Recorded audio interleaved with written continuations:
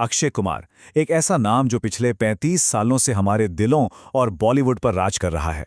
लेकिन ये कहानी सिर्फ एक सुपरस्टार की नहीं है, ये कहानी है लगातार खुद को बदलने की, हर दशक में एक नया रूप लेने की। तो चलिए उनके इस कमाल के सफ़र को थोड़ा और करीब से जानते हैं। जब हम अक्षय कुमार की लेगेसी की बात करते हैं ना, तो शुरुआत करनी पड़ेगी आज की जनरेशन के लिए उनके सबसे बड़े कंट्रीब्यूशन से, और वो हैं मीम्स। सच में इंटरनेट पर उनकी एक अलग ही दुनिया है। याद है ना, हेरा फेरी का ये क्लासिक डायलॉग, उठा ले रे देवा, आज भी हमारी बातचीत का हिस्सा है। ये सिर्फ एक लाइन नहीं, एक फीलिंग बन गई है। और बाबूराव के किरदार में परेश रावल के साथ अक्षय की जो कॉमिक टाइमिंग थी, उसने इसे अमर बना दिया। और फिर एक और शानदार लाइन आती है, खट्टा मीठा से। इस मीम की सबसे बड़ी खासियत पता है क्या है?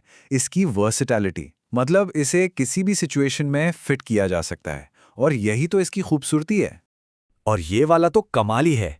आपको पता है, भागम भाग फिल्म की स्क्रिप्ट में ये लाइन थी ही नहीं, ये सेट पर एक इम्प्रोवाइजेशन थी। मतलब अचानक से निकला हुआ एक डायलॉग जो आज एक वायरल सेंसेशन बन गया है। ये उनकी स्पॉन्टेनियस कॉमेडी का एक परफेक्ट एग्जाम्पल है। तो सवाल यही उठता है, आखिर एक एक्टर इंडिया के इंटरनेट ह्यूमर का चेहरा बना कैसे? इन मीम्स के पीछे की असली कहानी क्या है? और इसका जवाब हमें उनके करियर के एक बहुत ही खास दौर में ले जाता है। और वो दौर था डायरेक्टर प्रियदर्शन के साथ उनकी पार्टनरशिप का। ये एक ऐसी जोड़ी थी जिसने ना सिर्फ अक्षय कुमार के करियर को एक नई दिशा दी, बल्कि हिंदी सिनेमा को कुछ सबसे यादगार कॉमेडी फिल्में भी दी। हेरा फेरी, गरम मसाला, भागम भाग, अरे ये सिर्फ फिल्मों की एक लिस्ट नहीं है, ये तो एक पूरी की पूरी कॉमेडी रेवोल्यूशन थी। हर फिल्म अपने आप में कल्ट क्लासिक बन गई, और इसका क्रेडिट जाता है प्रियदर्शन के शानदार डायरेक्शन और अक्षय की बेमिसाल कॉमिक टाइमिंग को। गरम मसाला देखकर जितनी हंसी आती है ना, उसे बनाना उतना ही मुश्किल था। अक्षय कुमार खुद इसे अपनी सबसे मुश्किल फिल्म मानते हैं।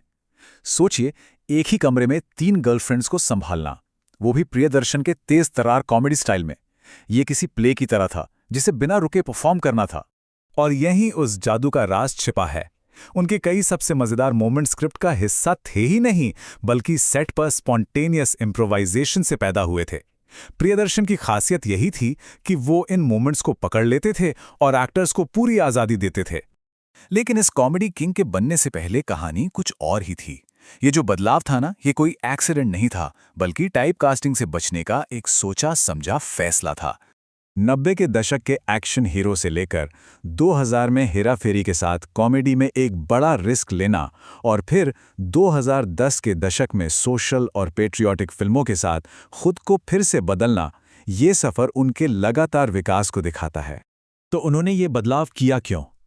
ये शक्तिशाली कोट इसका जवाब देता है। उन्हें खुद से घिन आने लगी थी कि उनकी पहचान सिर्फ एक एक्शन हीरो तक ही सिमट कर रह गई है। ये सिर्फ एक करियर मूव नहीं था, ये एक आर्टिस्ट की छटपटाहट थी।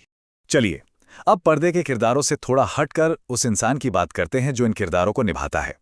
वो डिसिप्लिन, वो मोटिवेशन और वो फिलॉसफी जो इस सुपरस्टार को चलाती है। रील और रियल लाइफ के बीच का फर्क देखने लायक है। पर्दे पर उनके किरदार भले ही केओटिक हों, लेकिन असल जिंदगी में वो एक बेहद अनुशासित रूटीन को फॉलो करते हैं।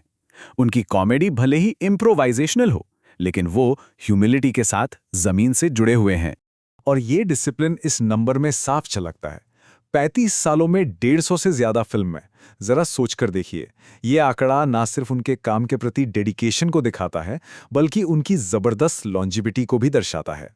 करियर की शुरुआत में उनकी मोटिवेशन पैसा कमाना थी, लेकिन आज ये बदल चुकी है।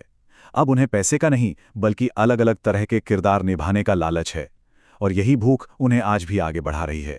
तो ये कहानी है लगातार खुद को बदलने की, एक एक्शन हीरो से कॉमेडी किंग और फिर एक वर्सेटाइल स्टार तक।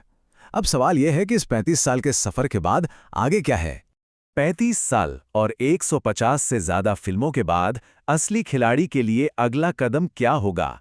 क्या वो हमें एक बार फिर अपने एक नए अंदाज से चौंकाएंगे? और इसका जवाब हमें उनकी इस इच्छा में मिलता है। वो अपनी जड़ों की ओर लौटना चाहते हैं, लेकिन एक नए और ज्यादा ऑथेंटिक तरीके से। वीएफएक्स और एआई के इस दौर में वो एक रियल एक्शन फिल्म बनाना चाहते हैं, जहां वो सच में दौड़ रहे हों, सच में जंप कर रहे हों। और यही चीज उनके सफर को एक दिलचस्प मोड़ देती है, और हमें उनके अगले चैप्टर का बेसब्री से इंतजार करने पर मजबूर कर देती है।